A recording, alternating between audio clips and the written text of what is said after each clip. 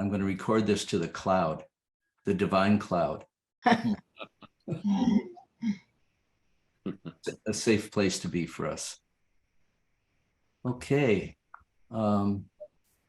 So I met Connie a few months, well, about 6 months, 8 months ago, when she was leading a wonderful retreat out of California.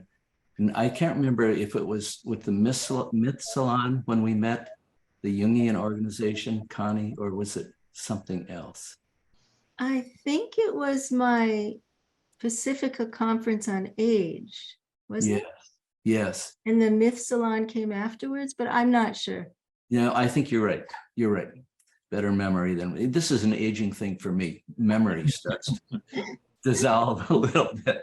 Yeah. So we met, and it was a wonderful panel that Connie had created around the topics both of aging and the shadow, those dimensions of ourselves that we repress or deny and we'd rather avoid. And she makes this wonderful, beautiful, and powerful argument for breaking into those places that we have held at bay. And it's been very helpful for me to read her book. And so I've been rereading her book today. I hope you can all see that. And yeah, so the inner work of age. And I have written down some really excellent quotes from Connie about how she is navigating aging and the suggestions that she has for others. So I may have questions along the way. So here's where we're going to start. I asked Connie if she would begin by saying a little bit about herself and how she got into this business of reflecting on age. And then maybe some key insights of what she's discovered about how to age from being just old to being an elder, and which is part of the language that she uses in the book. And then, there's some more people coming. And then maybe if Connie, if you would speak for 30 or 40 minutes, it's your floor. And then after that, we can have a dialogue among us. What are we noticing as we listen to you? What do we notice as we are listening to ourselves about this topic?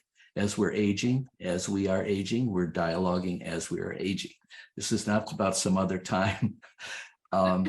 So let's begin that way. And so for now, Connie, it's your space. Thank you. Thanks for having me here, for the opportunity to meet all of you and share my work with you. I'm going to make a request. If you don't mind, please turn on your video. And that way I'm not looking at black boxes. I can actually see the people I'm speaking with. I'd really appreciate that. And maybe for now, maybe mute ourselves. Yes, if you could all mute, that'd be great. Okay. And somebody asked about captions. Do you know how to turn on the captioning, Jonas? Never done it, but I'll look. Okay, I don't think I can do it from here. Yeah. Okay. So yeah, go ahead. I'll keep. When I entered my late 60s, I started to feel disoriented, and I was surprised by that, because I had been doing psychological work and spiritual practices for at least 50 years, really, since I was 19, 20 years old. And so it was surprising to me that the transition began to be uncomfortable. And I had been in clinical practice for about 30 years. Somebody needs to mute, please. And I started to think about retiring from clinical work. That had been my fourth career. My husband is also a psychologist, but he didn't want to retire, so he continues to see clients. And so there was going to be a difference in our timing around the transition. And so I started to look for guidance, because many generations have been there before us. and what have they learned about it, and what kind of mentoring could I find for this? And it was very surprising to me that I couldn't find any material, either people who were teaching or books, about the unconscious process of later life. There are thousands of books on issues about age and demographics, right? Healthcare and Social Security and housing and so on. But my world as a depth psychologist is about unconscious process. My training is to orient to the unconscious, which Carl Jung called the shadow. And so I've spent my career in my clinical work and in my writing exploring what the unconscious is about. I did a book called Meeting the Shadow, another book called Romancing the Shadow, which was a method, that's the new one, which was a method for how to work with unconscious material in relationships in particular, like when you keep having the same fight and sabotaging yourselves. And then the inner work of age extended the work on the shadow into midlife and beyond. And then the book that Jonas just held out is about spirituality and shadow. What happens when we meet the dark side of our clergy, or our spiritual teachers, or our gurus, rabbis, priests, roshis, and so on.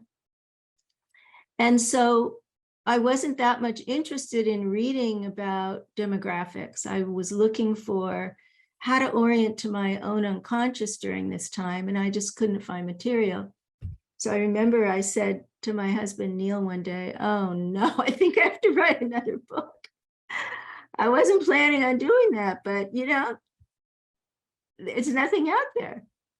So, so the first thing that I did was I took a 1-year training program with Saging International. And Saging is a community of elders. It's SAGE-ING.org. That was started by a rabbi named Zalman Schachter Shalomi, who wrote a book called From Aging to Saging long time ago. And I found in that community people who were asking the same questions from all different denominations, all different kinds of spiritual practices. But nobody really trained in the unconscious again. So I did go through their program, and it was a profound initiation for me. And I do recommend it to people who want to have an experience of that initiatory process of becoming an elder, because it's hard to get that from reading a book. So I do recommend that. However, it was still missing this piece that I thought, well, maybe I can contribute that. So that's what happened, Jonas. I started to do research, and the first, as soon as, some of you may have this experience in your own world where you start to put your attention on something and then you start to see it everywhere. So I went into a restaurant, and I was by myself, and a woman sat next to me who was extremely old. She was probably in her 90s. And she was very dirty and tattered and frail. And I began to notice what I was saying to myself, because the first step in shadow work, my own method, is that we tune in to our internal experience.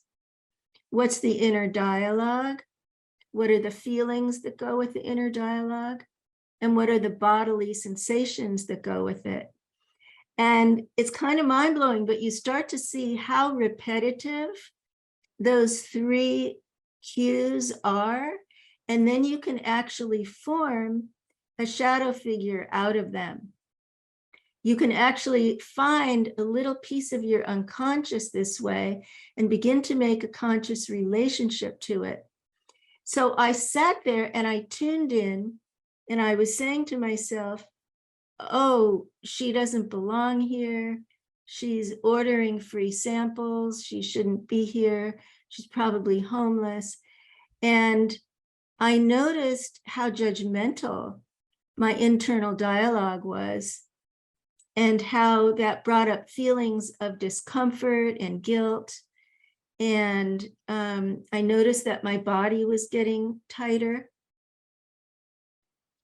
And as I began to work with that part of myself, what you do in forming a shadow character is you give it a name and an image. And so I named this my inner ageist. And I began to recognize that because there's so much ageism in our culture, in the workplace, in education, in advertising, in movies, we're kind of saturated with ageist messages, young is good and old is bad, that we all internalize ageism. And we all have a part of us that's often unconscious, that's ageist. And even if consciously we're aware of ageism, you know, intellectually we're aware of it, there's this subtler messaging that we've taken in, maybe from our families. Like when I traced it back for myself, I recognized my father used to have nasty things to say about an older neighbor or some characters on television. So I internalized that ageist attitude. And when I sat in that restaurant that day, I met my shadow. That's what I mean by meeting the shadow. It's a part of us that's outside of awareness, that often carries something that's forbidden or taboo or unwelcome to our conscious personality or our egos. Because I wouldn't say, I mean, even in those years, I wouldn't say, well, I know I'm ageist, right? I'm not ageist, right? So I began to work with that part and interview people about it. And what I discovered in my research was an insurance company had done a huge survey and discovered that a high percentage of women in our culture have an internal fear of becoming poor and homeless, and that there's an image that goes with that fear. That's the inner ageist. I mean, we could call it, you know, we can give it different names. We could call it a bag lady or a homeless person or a poor person, but it's about internalized ageism. So that kind of started me down this road of looking at various internalized beliefs and attitudes and images that we carry unknowingly past midlife. And then how do they affect us? So you know what projection is? Projection is when we unconsciously attribute to other people something we don't want to see in ourselves. So we saw during COVID a lot of ageist commentary about people in nursing homes. That was quite painful. So we saw ageism in action in our culture being projected outwards. But what happens as we age and we become one of them, the old folks, right? And it's, as Jonah said, every single human being has this in common. People who are 1 year old today are aging. So what happens when we enter our 50s, our 60s, 70s, 80s, 90s? That ageism gets directed against ourselves. We become the target of the projection. And I had seen this in my private practice with people who were feeling a lot of shame and even self-hatred about how they looked, about wrinkles or weight gain or hair loss or whatever it was. So that's the inner ageist aiming that arrow against oneself. So then how can we really live a creative, fulfilling, vital life if we're so uncomfortable with who we are and how we look and what we can do, our limitations? So I wanted to understand how to help people move towards self-acceptance in this time of life and move towards self-respect and work with that inner ageist so that, as Jonah said, they can become an elder. Because, you know, in our culture, we get a Medicare card, we become a senior, right, at 65. That's not an elder. An elder carries certain qualities of awareness that enable them to make contributions to the common good, that enable them to model a different kind of aging for their families and communities. Three of the sort of portals to becoming an elder that I describe in the book are three qualities of awareness. One I call pure awareness, which is a meditative state, which some of you have probably experienced. You might have different names for it. You might call it emptiness, or pure consciousness, or spirit, or Turiya, whatever your name for it. It's that silent state of mind in prayer or meditation or contemplation. And that's a portal to becoming an elder because it gives us a different relationship to our minds and the contents of our consciousness. And we can slowly begin to see that we are not our thoughts. We are not our beliefs. Most of our lives, we think we are what we believe and we are what we do, right? So part of what happens in becoming an elder is we begin to release those identities. And we can say more about that. And then another portal I call shadow awareness, which is beginning to cultivate this awareness of the unconscious process and how it's affecting us. Begin to get glimpses through your dreams or creativity or meditation or spontaneous speech. You know, Freud used to say the shadow comes out in humor a lot, especially bad jokes. And so you begin to get glimpses that you're more than your conscious personality. You're more than the kind, polite, successful achiever. There's more going on. And then the third quality of awareness is mortality awareness.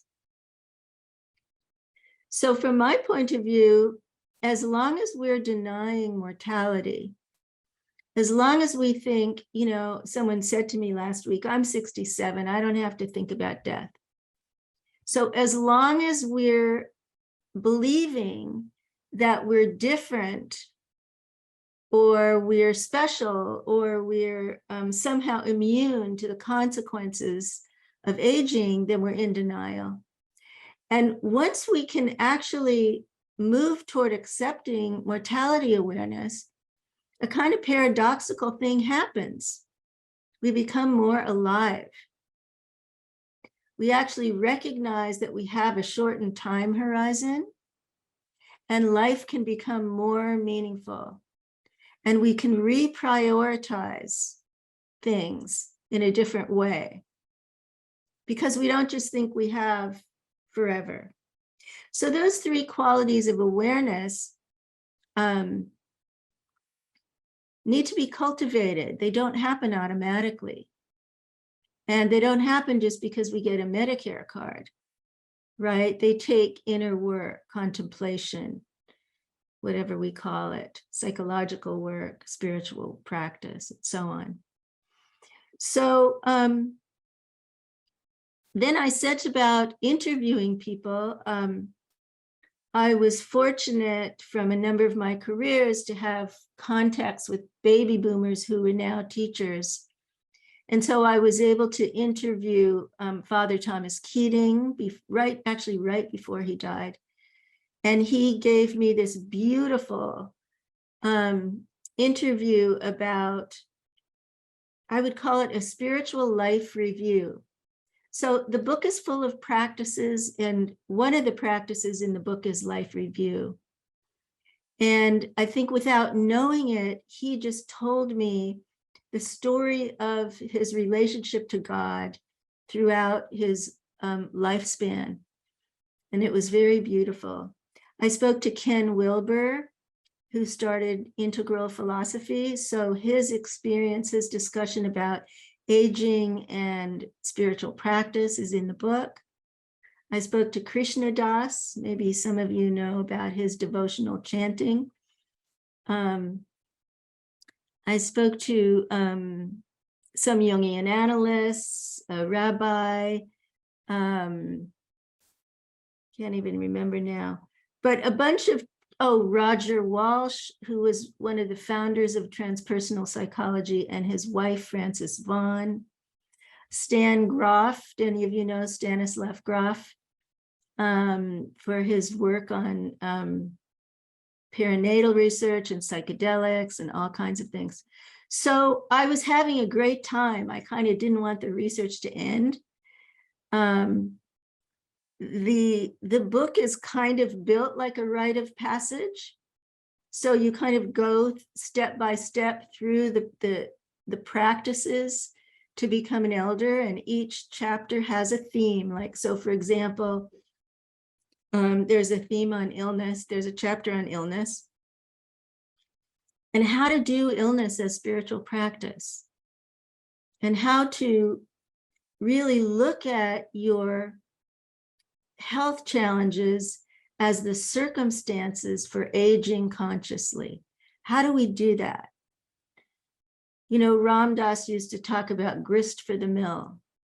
So how do we take our circumstances of aging and use them to gain awareness and self-knowledge? There's a chapter on retirement and really looking at that as a rite of passage. And so I created a ritual for myself when I finally decided to do that, take that step, and wrote about retirement as a shift in identity out of the doer. So the doer becomes the shadow character then, because if we continue to identify with the doer, when what is being asked of us is to slow down for contemplation, to make a transition. And I don't mean, you know, becoming a couch potato, but I do mean, you know, changing the speed to begin to do things differently. But if we, again, if we deny that and we stay in the doer, we lose the connection to something really essential, and we lose the opportunity to make a spiritual shift. And so I borrowed this phrase from Ram Dass, who spoke about role to soul. And the subtitle of the book is Shifting from Role to Soul. So if we go through retirement or illness or any of a number of transitions, loss, we end up having another identity crisis, right? Just like midlife, we have a late life identity crisis. And we end up asking ourselves, who am I again? Who am I if I'm not Dr. Connie, the therapist? You know, who am I if I'm not the CEO or the teacher or the secretary or the mom or whatever your role has been? And it's hard to let go of those roles because they're deeply ingrained in us. there's a lot of forced retirement because of ageism. So I was imagining what happens to those folks as they lose that identity without choice. I had the benefit of choosing it and taking my time. So then I wrote about what is the shift from role to soul? What does that mean? And so there are chapters about spiritual practice, and how we can begin to cultivate an identity that's less about what we do and more about who we really are. And I know all of you at Empty Bell know what I mean by that. I don't have to explain that like I do in so many other groups. And whatever language you use for it, the book is not written around a belief system or a vernacular. We don't have to struggle with all of that because, all it takes is a human nervous system to make the shift from role to soul and recognize who we really are. There's a chapter on elder activism for people who want to engage social justice causes. I've been very active in the climate movement, for instance, and other people are, engaging other causes. And then there's a chapter on mortality. Well, wait, there's also a chapter on life completion and what's involved with life completion. I'd never really seen that written about before. So that was a real contemplation for me. And I don't mean the practical things, like writing a trust or planning a burial. I mean the inner work. What is a completed life for you? And what could you do now that can move you in that direction? And what would you regret on your deathbed if you didn't do that now? And so that was another kind of piece of my own contemplative practice while writing the book. And then also death itself. And I lost two very close friends while I was writing the book. I write about one of them in the illness chapter and one of them in the dying chapter. So there are lots of anecdotes, that are from my clients and my own life and my friends and so on. So that's how this unfolded, Jonas. And I've been experiencing profound gratitude teaching this material. Usually I do a PowerPoint. I'm kind of riffing with you guys because I've never done it like this before. Because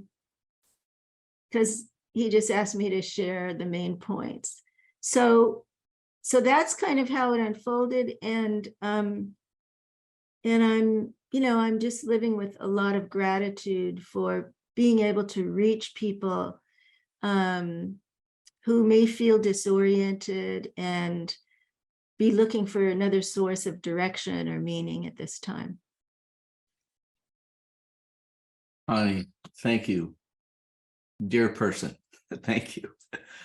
I just so appreciate your honesty and the depth of your inquiry here, that you want to, a word that we've sometimes used at the Empty Bell over the years is spelunking. These are the guys and the women who go underground, and they're going searching for the, maybe let's imagine the gold in the mountain. What is that? Who am I now? I want to open up the space for others to say something, but you touched something in me that I want to share. And that is when I was, let's see, I'm 76. When I was, I think 69 or so, I went to a doctor, and I had a problem in my prostate, and I had a biopsy. And I was president of a land trust at the time, working on land preservation. And I told all my colleagues that I was having a biopsy, but I said, don't worry, because like I'm not the cancer type, so wouldn't you know it, a couple days later, I find out that I have Gleason 9 out of 10 for men, which is, you're at death's door with Gleason 9. Mm. And what am I going to do now? So I did three months of radiation in Boston. And what happened for me is because I was lucky to already have decades of prayer and meditation experience. So we don't know what the fruit is going to be of our disciplines and our practices. Sometimes it could show up later when we don't know it's coming. And so I was on the table, the radiation table, every day, except for weekends, for 3 months. And when the machine was going around and these killer rays were coming down into my body, I knew that it was killing body cells, and I had to trust the people in charge, the engineers, the doctors, the nurses, everyone, just total trust. I had no control. And a prayer came to me, I think in the first week or two. And the prayer is, burn away everything that is not love. Burn away everything that is not like, what matters for me in life. The only thing that fundamentally matters is love. Everything else disappears. Like I'm on a hunt for eternity. What lasts? If everything is passing and my life is passing, what the fuck? What lasts? So anyway, burn away everything else except the love. So that's just one memory that comes up. And look at it, still with you and so alive in you. So you found a practice at the bottom of the descent. Yeah, really, yeah. At the very bottom. Yeah, that's profound. And as you know, Connie, probably know Choyam Trungpa once said, the bad news is that we're falling, but the good news is that there's no bottom. And but in my language, the bottom is invisible, and the bottom is love, because it never passes. So that's where the spiritual practice comes in for me in the psychological work. That's beautiful. Mm. Thank you. So what do you think, folks? What comes up for you?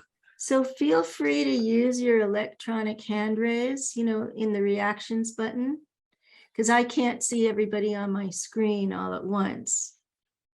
So if you click on reactions at the bottom and raise your hand, I'll be able to see you and we can chat. Yeah. Hi, Bernie. Well, yes, hi. So I retired. I started winding down working during the pandemic.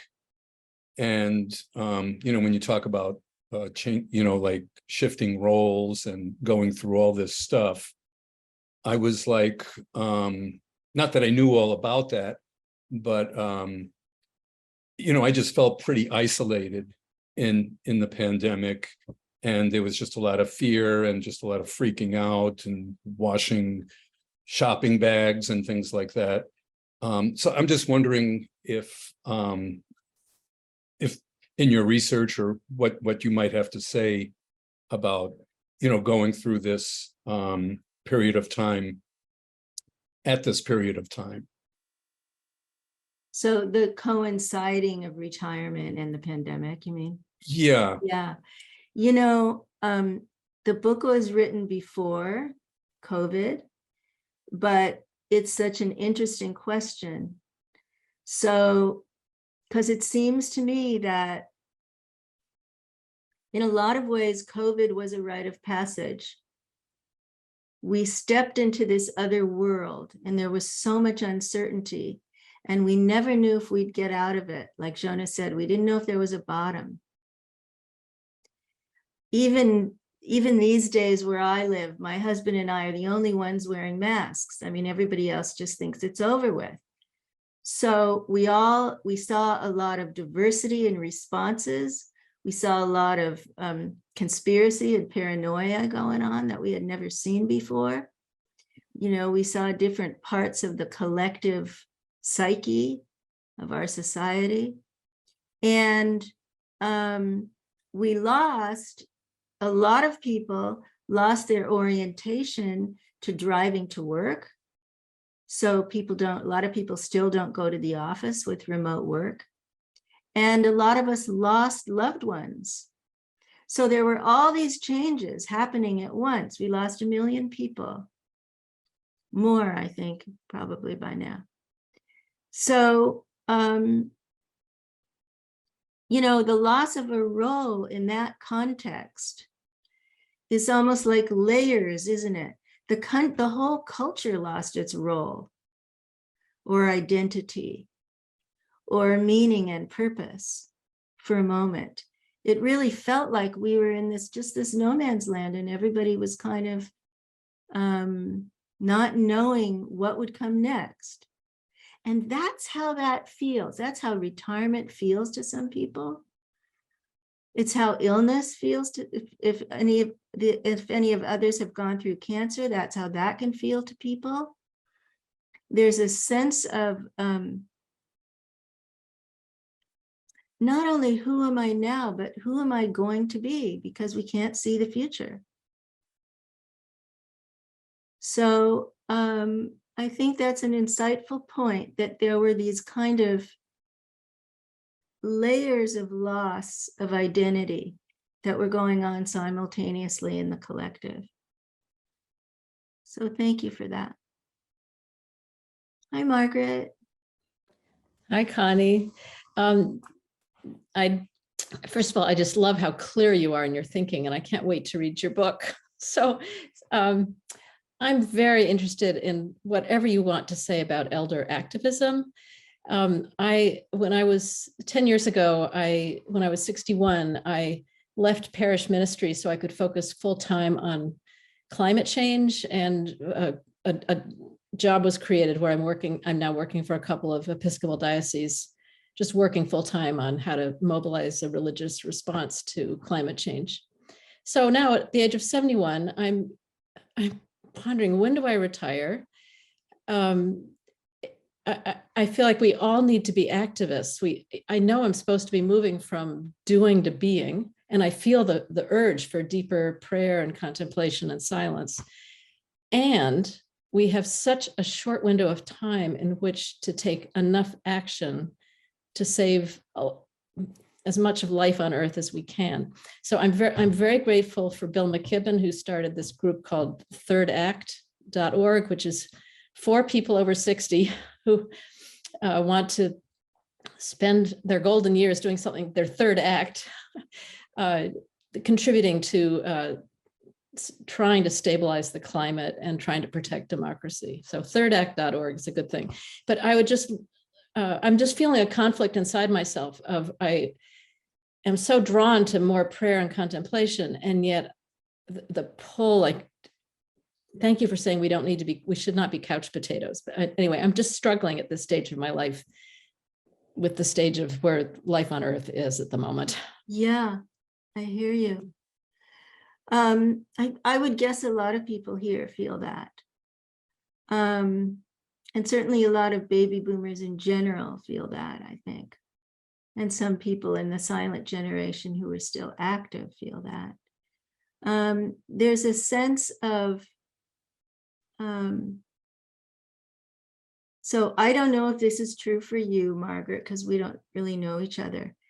I feel some guilt that I didn't do more, that my generation didn't do more, and that this is the legacy that we're leaving the kids. And I also feel grief, a lot of grief about it. And so what I'm noticing is that whereas my activism in my 20s in Berkeley was fueled by anger and projection, now my activism, my elder activism, is fueled much more by grief. and it has a different tone, and it's not as exhausting. You know, for me, it's not as tiring. So I would invite people to check in, see what's motivating your desire to engage, whatever the cause is. And find community so that you feel supported and not isolated in your efforts. Third Act is fabulous. And there are other groups as well on climate. There's actually a newsletter. A friend of mine, Rick Moody. Do you know Rick Moody? Yeah. So he's writing a book called Climate Crisis in an Aging Society. So he's connecting climate and aging. And he has a regular newsletter that he puts out that relates the two together. I was trained by Al Gore in, I think it was the 90s. I mean, it was a long time ago. And then I was trained by Citizens Climate Lobby, which is also an ongoing group where you can get a good education, and they go and lobby Congress, which I did once. So depending on how you want to engage this, there's lots of other issues too. I mean, there's ageism and racism and incredible homophobia now, and all kinds of other things that we can engage with. So I would suggest, so the chapter on elder activism is about how do you identify the shadow part that's stopping you, that's sabotaging you. Because if you have a conscious intention to engage, but you don't, there's some part coming up from the shadow that's sabotaging you. Thank you, Margaret. That's perfect. So that's part of it, is to do the inner work so that you can connect with your motivation and with your vitality and with your own gifts. So we've had long lives. We've all developed skills. And part of the anxiety of retirement, I said to my husband the other day, you know, every elder is like a library. We have such resources and skills and gifts and education. So if you can kind of pinpoint what is your gift to give, that also will help you orient toward a community. Do you know Elders Action Network and Elders Climate Action? So Elders Action Network has a climate group in it that's fabulous. These people are really on it. There's all kinds of things going on. And if that's your calling, if that's what you know, where your passion is, I would say that check in with yourself and see which days are for contemplation and rejuvenation, and which days are for activity. And see if you can find a rhythm that supports your own vitality. Because we don't want to get burned out, and we don't want to be overly passive, right? So see if you can find that rhythm. And then, you know, again, the inner work of Roll to Soul is not identifying with the doer. So, I mean, when I was an activist in Berkeley, I joined the Black Panthers, and I really thought we could end racism. Right? So today we have a lifespan, you know, a long life of awareness. Now, today we recognize that you can't legislate away racism. It's internalized, just like ageism, right? So bring your elder awareness with you so that your expectations don't get out of control, so that your sense of your own impact isn't too grandiose, you know, and so that you're really balancing it with rest and rejuvenation and contemplation. It's just a few suggestions.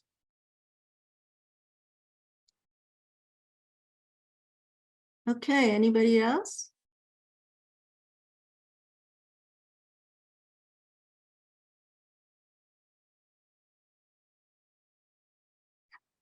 Hi, Anne. You need to unmute. Hello, thank you so much for being here. I just started reading The Inner Work of Age, and I had this moment of enlightenment. There's something I've been struggling with forever, especially since retirement. I'm 75 now. And what I struggle with is that voice that says, you're not doing enough, you know, you're just not doing enough. And trying to understand this shadow work, it came to me, oh, that's my shadow work, is that statement, because I'm so tired of it. And I realize it's my dad. A friend calls it my inner Dawn scarf, which is my dad's name. So what I'd like to continue to work with here is, okay, so this is the phrase that I repeat all the time, the impulse, the critique, the judgment, that gone on and on. So to create one step here is then to think about who the shadow character and give it a name. Is that what I hear you suggesting? So in the back of the Inner Work of Age, there's a handbook of steps to work with your inner father, who's, you know, the critic. I would recommend not calling him that, not calling him your name. See if you can find a name that fits the message rather than the person. Sure. So, sure. Because you don't want to build blame for the person, right? So it sounds like maybe it was, you know, pushing you or driving you, and that the message underneath that was that you are not enough. If you don't do enough, then you are not enough. Right. So inside of each shadow character, there is a valid need. These are not all bad. There's a valid need that was there when these originally developed. So see if you can uncover what's the need in that part of you. What is it trying to, what need is it trying to meet? And maybe there's a different way for you to meet that need rather than by doing more. Maybe it's by doing differently or by doing something else. And then if the message underneath is, you know, you are not enough rather than you're not doing enough, then you got to go there. And maybe cultivate a spiritual practice that can connect you with something greater than yourself so that you can experience that you are enough. Mm-hmm. So for me, shadow work and meditation go together. They're not separate worlds. You know, we tend to think of psychology and spirituality as separate, but they're not. Inside of us, they're not so separate. And we need the silence of pure awareness, or whatever we call that, to actually meet these shadows. You know, because sometimes these parts of ourselves are disruptive and difficult and painful.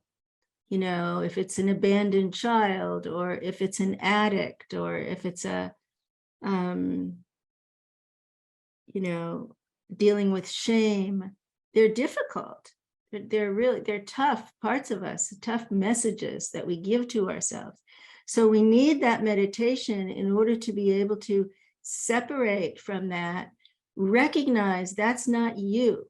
You internalize that message from him. It's not who you are.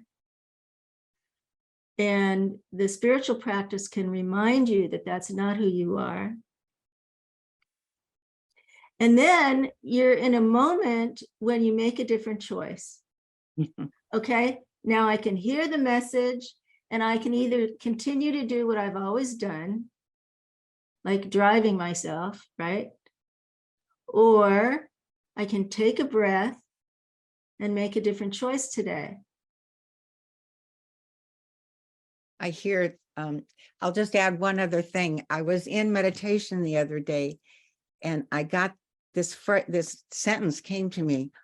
And I was thinking of the next time that I'm feeling driven, I'm not doing enough, and I'm frustrated, and the phrase came to me, what would happen if I surrendered to something here? You know, what would happen if I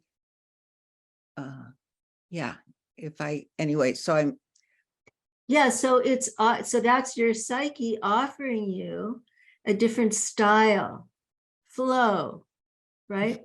What would happen if you allowed flow to happen rather than this shadow character pushing and driving you with this negative message? See, it doesn't mean you're not doing, but you're doing differently. You're doing as an elder, not as an ego. You know, we all sort of live these heroic journeys, and in midlife most of us were driven if we had careers and families to support. You know, that's not where we are now.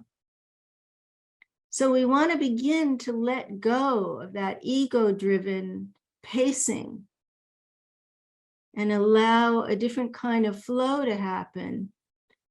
So it's not about doing versus being. It's like that's a false dichotomy. thank you Okay. Thank you for your openness. I gotta turn the fan on because it's too hot in here.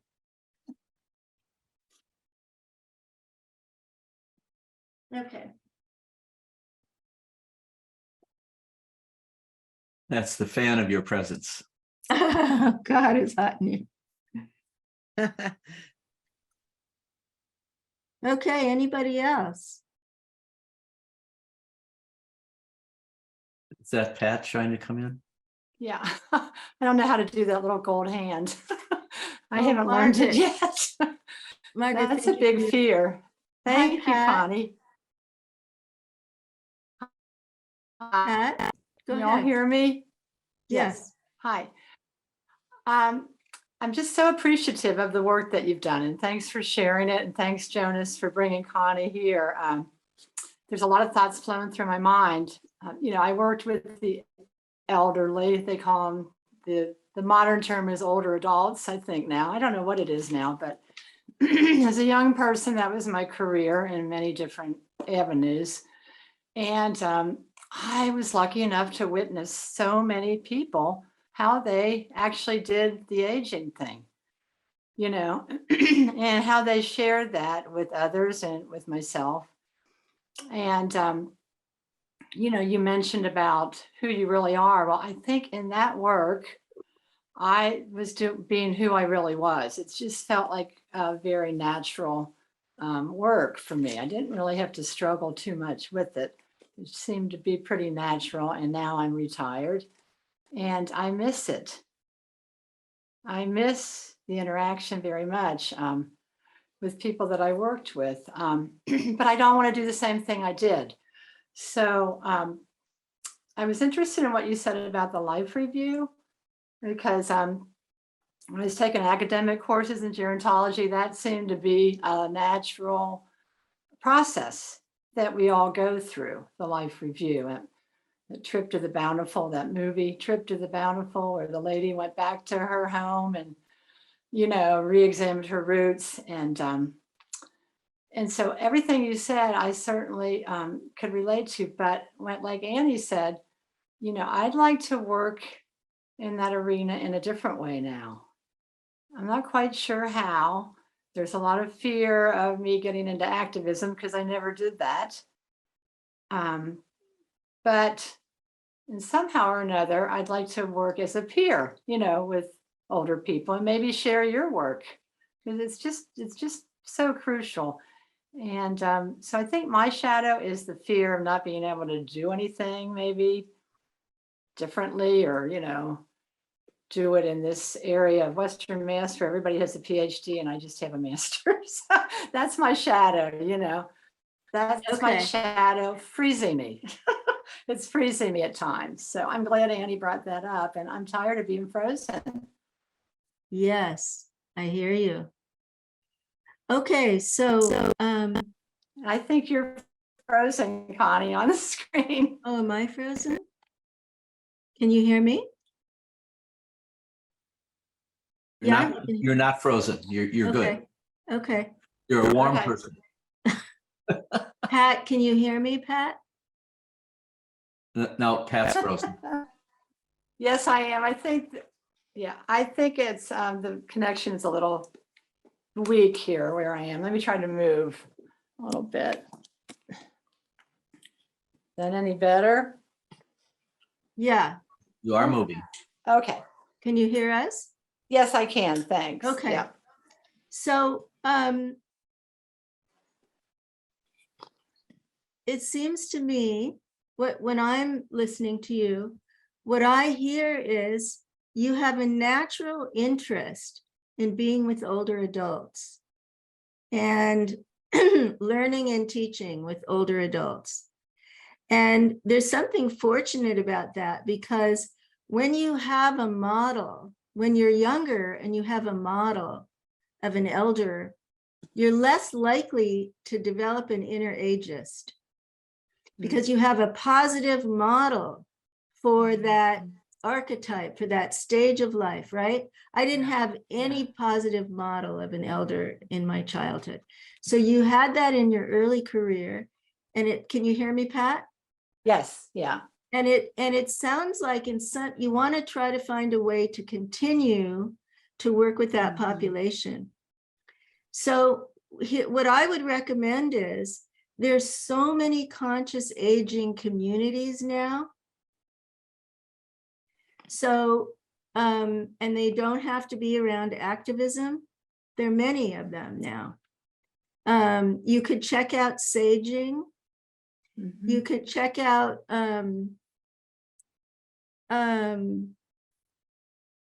I can send you a list, or actually you can look up conscious aging.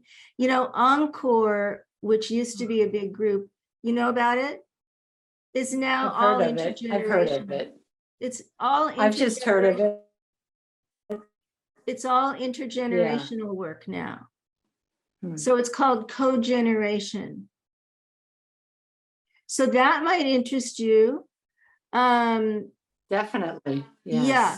And the other thing is, people have been taking this book, The Inner Work of Age, and forming groups in their churches and synagogues and friend groups and work groups. So there are hundreds of groups of people reading the book and doing the practices together now.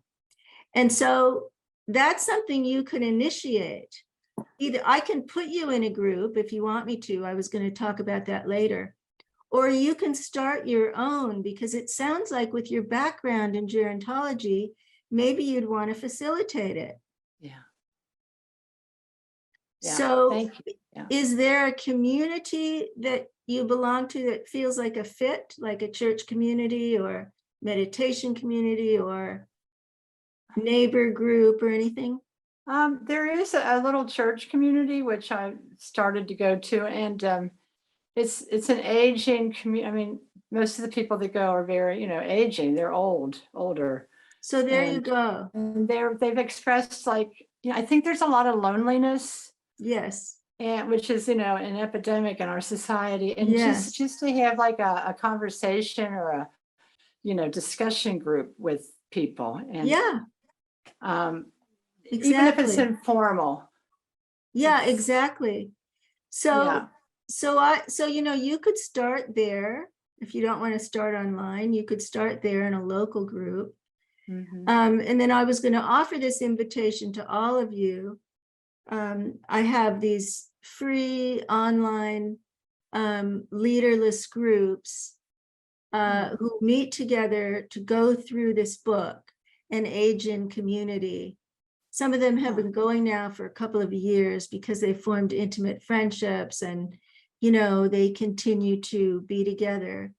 And so they do the practices. Each chapter in the book has practices, and they get to know each other really well from That's this. awesome. So I'll put my email here. And if you want, if you're interested in this, in meeting other Yes. people who want to read the book together, send me an email that says Wisdom Circle in the subject line. And be sure to give me your time zone, because that's Okay. how I organize the groups. Okay. And it's conniezweig@gmail.com. Okay. Please don't send me a long email. I'm just too flooded.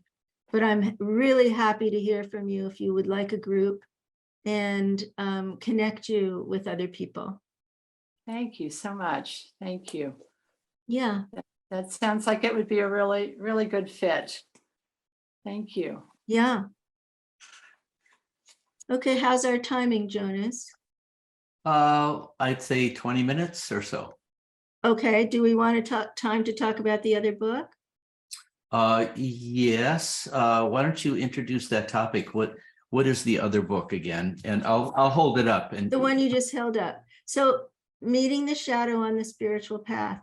So let me talk to Leslie, and then I'll just switch gears to kind of talk about that for a couple minutes, okay? Okay, sounds good. Okay. Oh, thank you, Connie. So that's what really got me here is that other book of yours. Oh, okay. So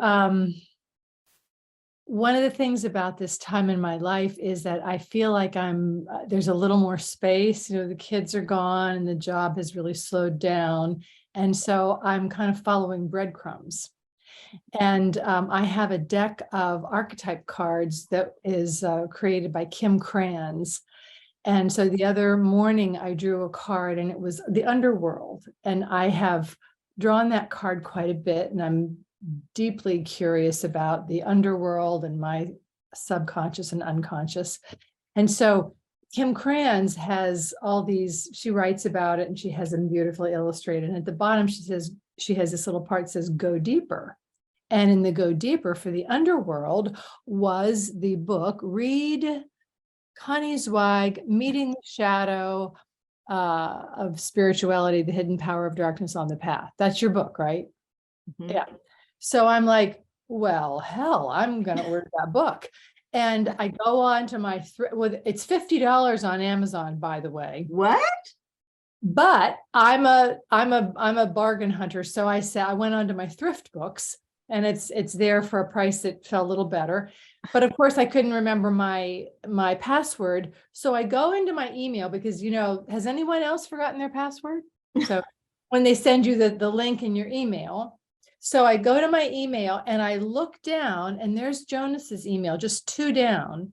And it says, don't forget to come on Thursday night when Connie Zweig will be presenting. And I'm like, oh my goodness. So of course I had to send a note to Jonas and Margaret, it's like, so these synchronicities, and I can't say enough about just following where this pathless path leads and trusting that enough rather than, I went through a period of time where I worried about me not having enough, degrees and letters after my name and whatever. But now it's like there's this other kind of energy that is very trustworthy. And I just wondered if you might want to say something about that.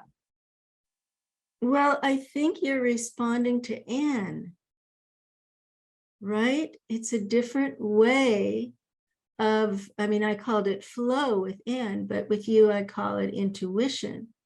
So it's listening to a different guidance in this stage of life.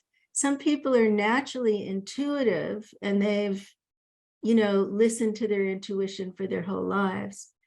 But if that's not the case and these synchronicities start happening to you, it can seem really magical. It can seem like, all you have to do is look and listen, and there it is. So, the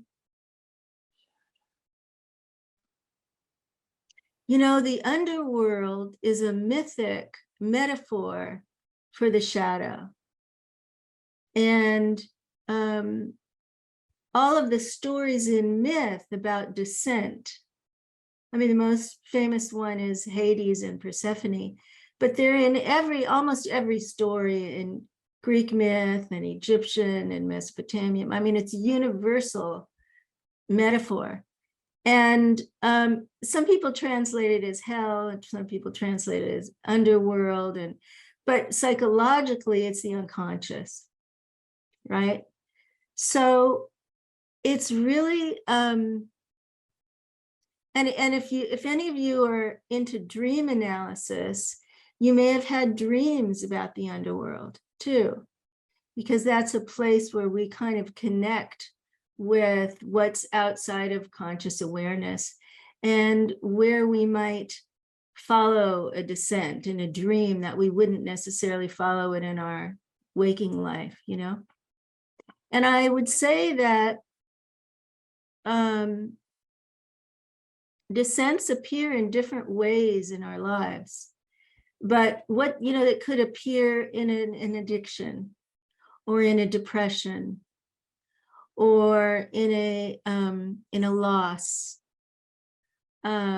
Even a retirement could trigger a descent, or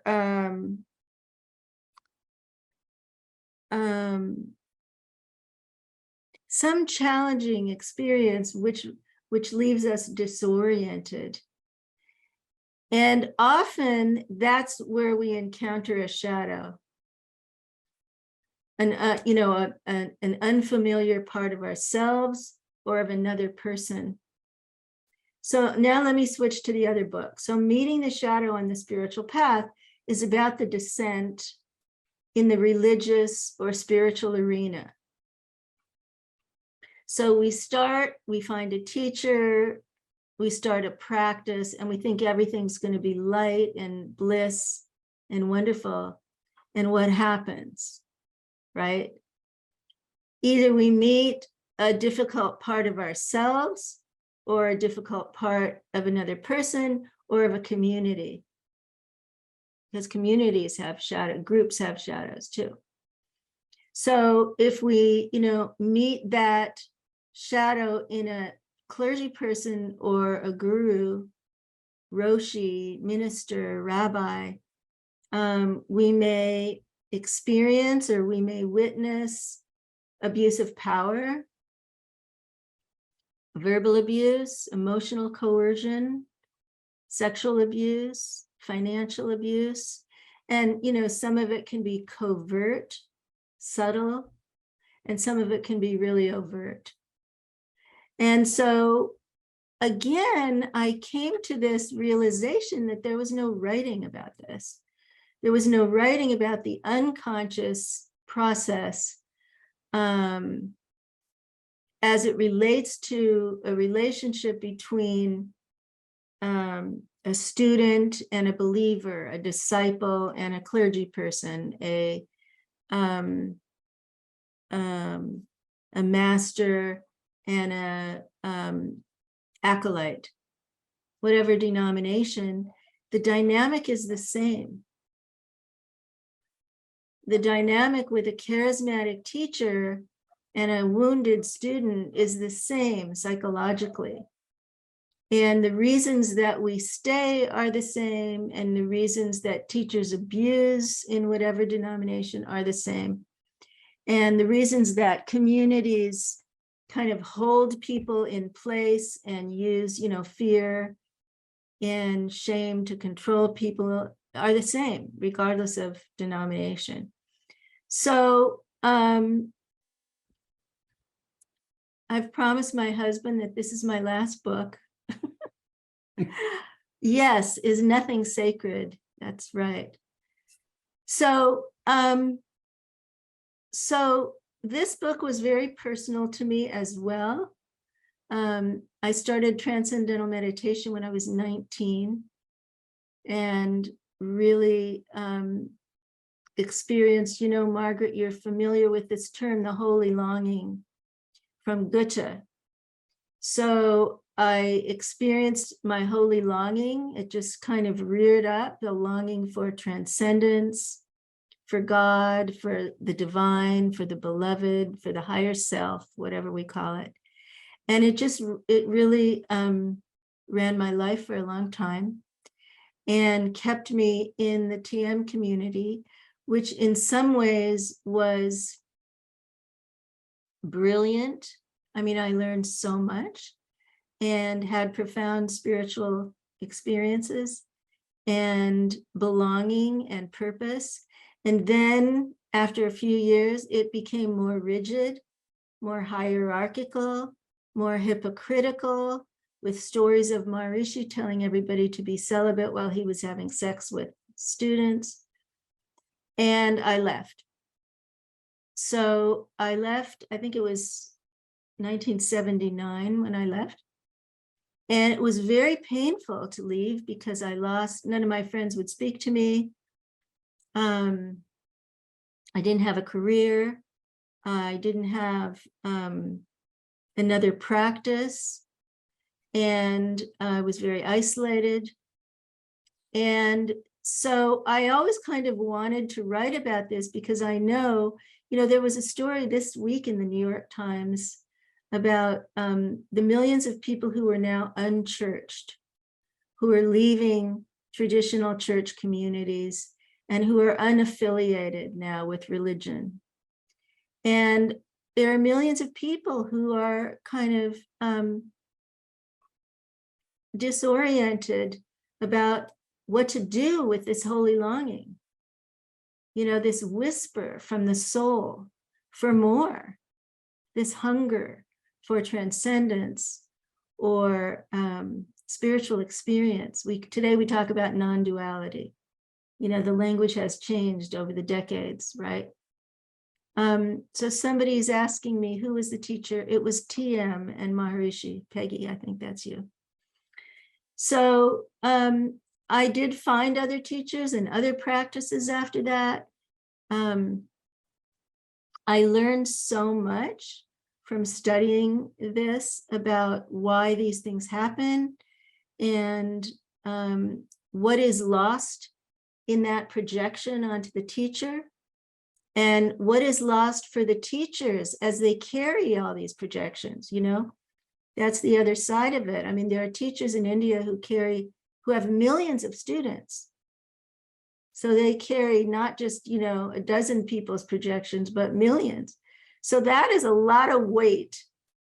And if they have authoritarian tendencies, if they have personality disorders, which I'm convinced some of them do, if they have unhealed wounds of their own, if they're socially isolated, they don't have peers to talk to, if they don't have moral training and development, then this is a setup. It's just a setup. So I'm part of a community now called Association for Spiritual Integrity, ASI. We're trying to teach teachers and educate each other about these issues. I had another teacher in India. We went to Rishikesh to be with him, and he is in an extremely advanced level of consciousness, but he was sexist. We would sit down, he'd talk to my husband and never look at me. He was contemptuous. I mean, he was unrelated. He didn't have any social skills. So I was trying to understand that. And Margaret, I don't think that's correct. It's ASI, Association for Spiritual Integrity. So I found that Ken Wilber made a really interesting study of this, and he said that we think with awakening that there's a global development that happens, that if we wake up, all of us is awake, like we become Einstein, right? But what actually happens is spiritual development is a separate line of development from emotional development or cognitive development or moral development. They're really separate. And so you can,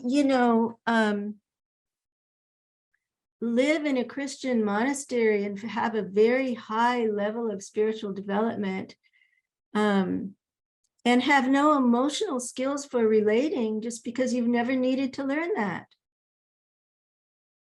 And so that framework kind of helped me to understand a lot of what was happening in this, why there's so much shadow now in the spiritual world. And chapter 5 of this book is all anecdotes about the scandals of the teachers. And it was very disturbing for me to do this research. It's a little scary for me to be out there with this.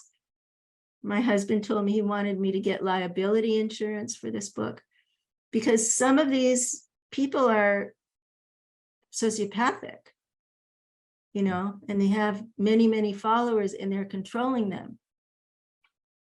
So, and at the same time, they may have great wisdom and great transmissions and great compassion for in other ways, right?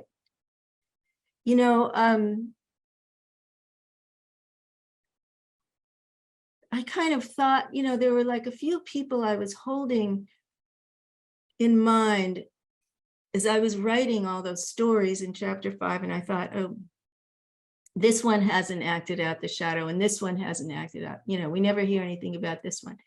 And then I came upon some research. There's been a lot of report of sexual abuse in the Tibetan Buddhist community in America, a lot. And some survivors and teachers went to the Dalai Lama with a document. They called it Me Too Guru. This was after the Me Too movement. And they wanted to tell him what was going on. And he said, oh, I know all that. I've known for years. And so for me, that was really heartbreaking. That was denial, like we were talking about before. When you see the shadow and the first thing you do is deny it. Now, I understand from his point of view, the whole thing could collapse in the West, right? Tibetan Buddhism could collapse if this all came out. And he's responsible. He's holding it. So I get that. But on the other hand, his silence was collusion.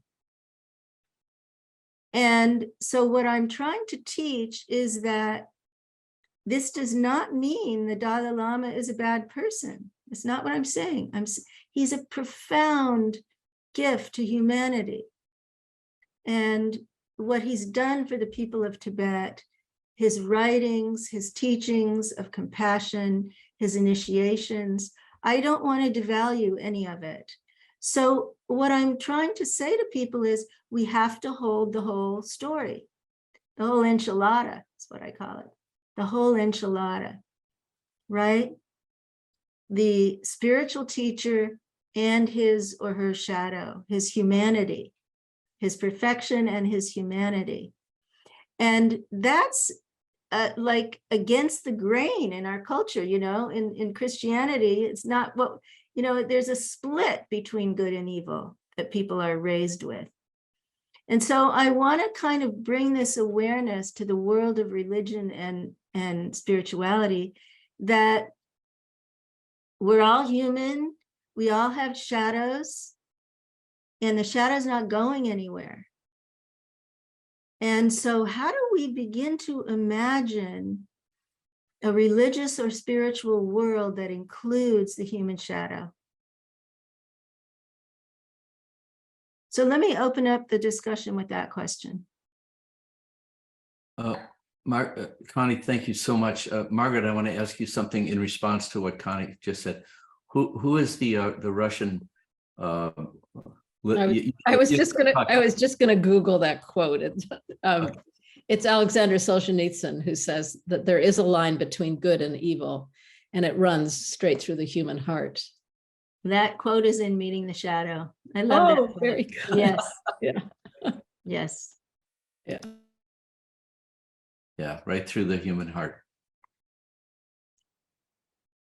So what are your thoughts about this? I hope I didn't offend or shock anyone.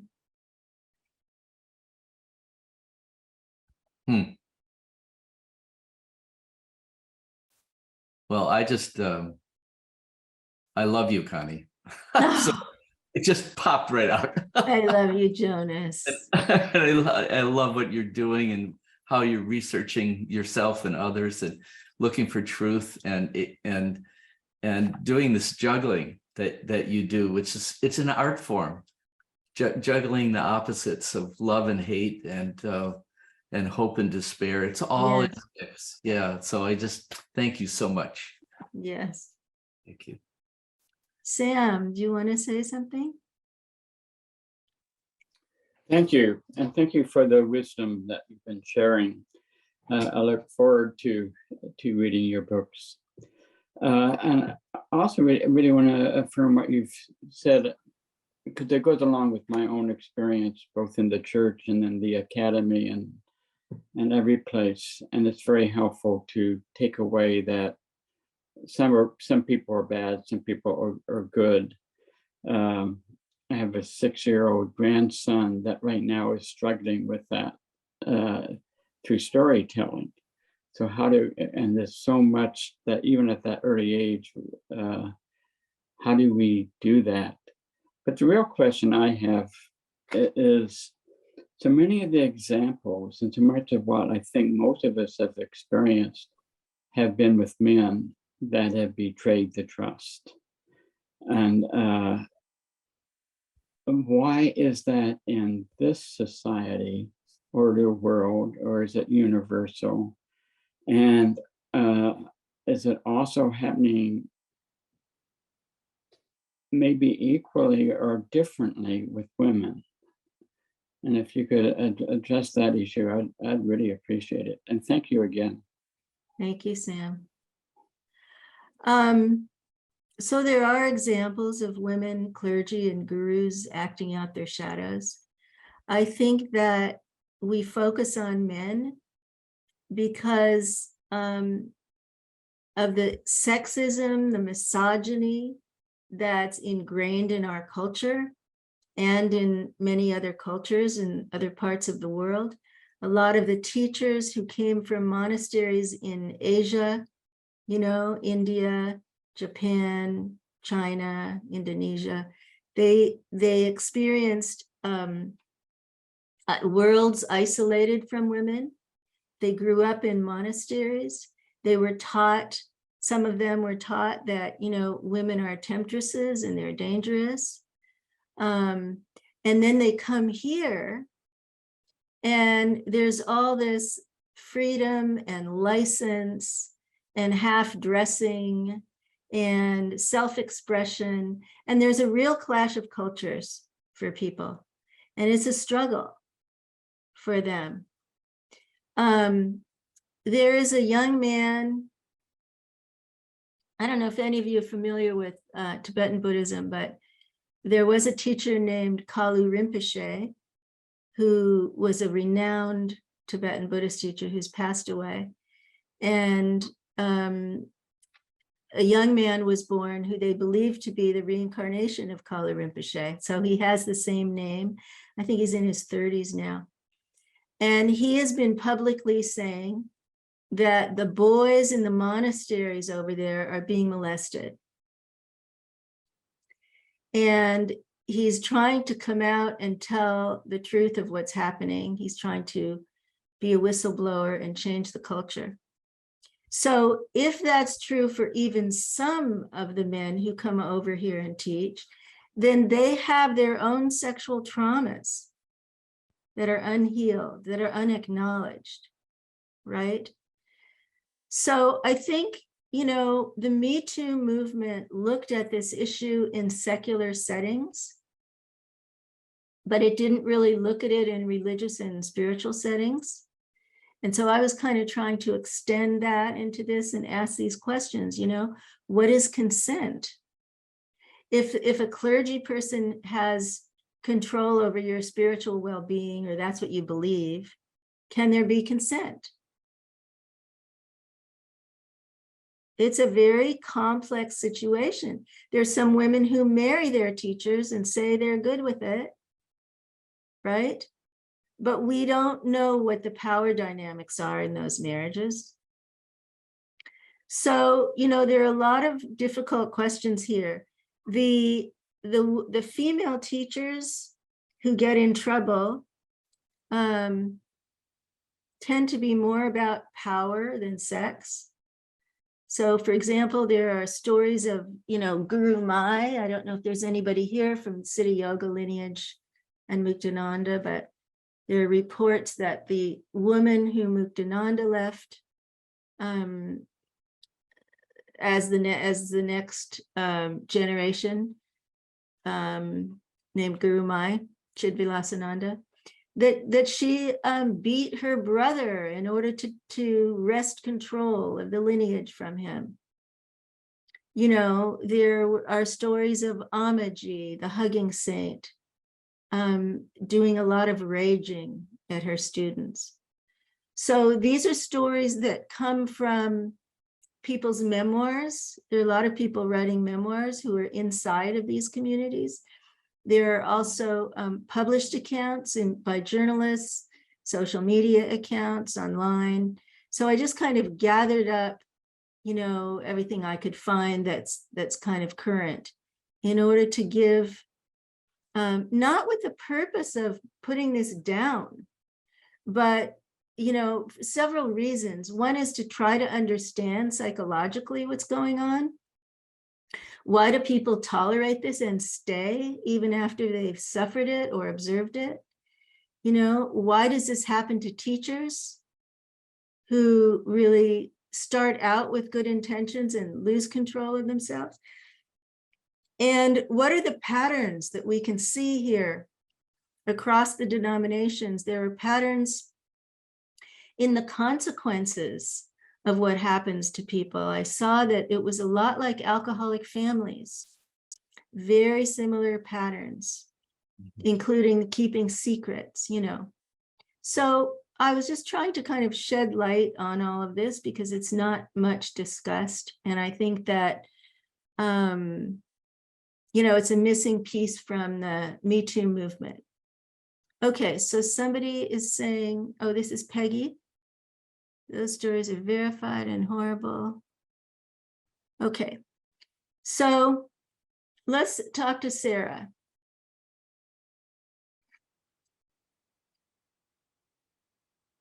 Oh, Hi there. Thank you so much.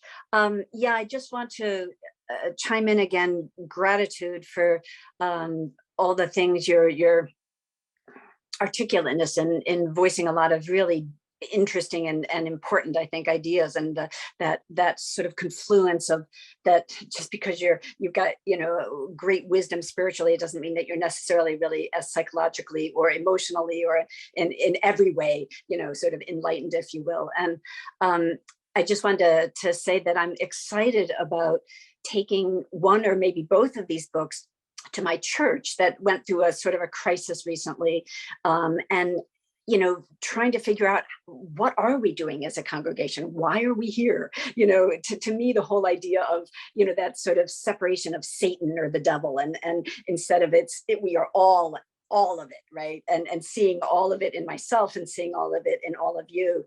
But how do we re-energize, you know, fairly standard Christian church, which admittedly fits Northampton, Massachusetts really well. It's very liberal, it's very social outreachy. There are many, many good things about it, but the congregation is aging and getting smaller, and so I'm really intrigued by this idea of bringing in sense of kind of maybe deeper meaning, or so it might just be book groups, but I think that's a good start, right? Talking with people and doing it in a way that's emotionally vulnerable and open. So I'm grateful to you. Thanks. Thank you, Sarah. I think that's a really good start, because the books have enough material that they can lead to, a year of conversation and really build intimacy and intention among the group. And so, they're very different books. I mean, the inner work of age is really about how do we age consciously and well, and age as a spiritual practice. And the spirituality book is, how do we face the flaws and limitations in ourselves and our clergy people and our teachers, and in some cases redesign the community. Like you said, something happened. So there are 2 examples in the book of Kripalu Yoga Center and also the LA Zen Center. They both had scandals and came through them completely renewed. They reorganized the systems that had enabled the abuse. So, that's a different conversation, depending on what they have in common is exploration of the shadow and the unconscious process in these topics. Yes. Yes. Thank you, Connie. I'm just noticing the time here and wondering if it's a good moment to say so long. And but I'm just blossoming with the wisdom that you've offered inwardly. It's so wonderful that you're able to navigate spiritual and psychological worlds like this. And not a lot of people are doing this. So thank you. I'm remembering how we met. We met through Phil. yes, Right. that's right. Yes, I'm so grateful. Yeah, me too. So I many of you I know because you come to the Empty Bell occasionally. We don't focus at the Empty Bell specifically on ageism, but we're all there. We're all doing this. There's an Empty Bell group that's contemplative Christian. There's an Empty Bell group that's interfaith. They both have this contemplative journey of spelunking in common. And if you're interested in any of these groups, let me know. And I'm delighted that some of you might be working with Connie in the future. So it's all good. There are many, many opportunities. Let's all keep searching and loving appropriately and staying in touch. So I also want to offer support groups for the spirituality book. Mhm. Same kind of group, online, leaderless, and organized by time zone. So if that's of interest to you, conniezweig@gmail.com, and just put spiritual shadow work in the subject line and give me your time zone, and I will connect you with those folks. So there are 2 different groups. The aging group has all the practices built into the book, and the spirituality book, I will send you contemplative questions when you have a group. So if you're organizing a group on your own and you'd like to get that support from me, just let me know. I'm really, really grateful for your time and the quality of the conversation. I knew Jonas would have fabulous people here. Oh, and thank you. And one of our fabulous people is Annie, who is able to sometimes chant for our group. Annie, what do you think? This is a surprise, I know. You're muted, Anne. Yeah. Sure. Okay, This is You're singing us home, singing us home. Um,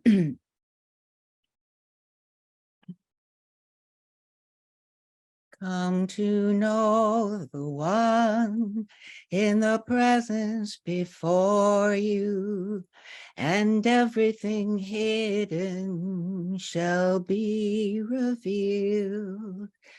Come to know the one in the presence beside you, and everything hidden shall be revealed.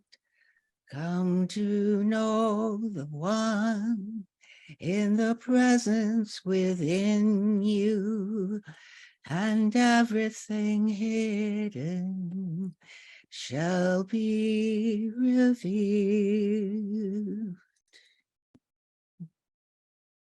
Thank you, dear Annie. Bless you. And bless you, Connie. We'll see you again, I hope. Bye-bye. Love to.